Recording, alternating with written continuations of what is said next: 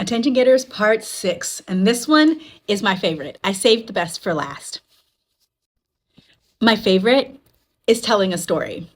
And it's my favorite because you can tell a story in your attention getter, and then you can save the end of the story for your conclusion.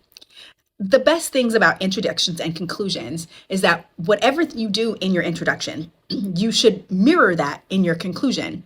They're bookends to your speech because your audience needs to know that those things are similar.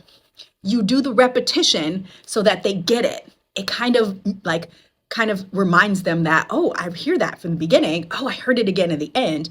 And so they get the repetition and they remember your message better. So if you tell a story at the beginning of your speech in your attention getter, in your introduction, you can finish the story at the end in your conclusion. It's my favorite thing to do. For example, I give speeches a lot about why people should be organ donors because I'm very fortunate that my mother received a kidney transplant almost 17 years ago. And so I like to tell the story of how my mother received an organ transplant.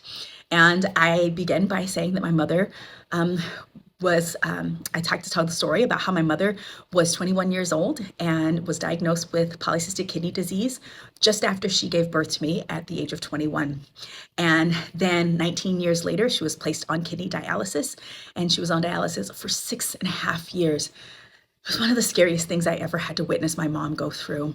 And I don't ever want to watch her do that again. She had to do dialysis 3 days a week for about 4.5 hours a day. She lost a ton of weight, and she actually ended up having her kidneys removed. And when she did, she weighed 115 pounds. One kidney weighed 10 pounds and the other kidney weighed 8. It was absolutely scary. And then I save that. And then I go into my speech. Hello, my name is Shantae, and I'd like to talk to you about why you should be an organ donor. And then I go my speech, I finish. And then at the end of the speech, I save the end.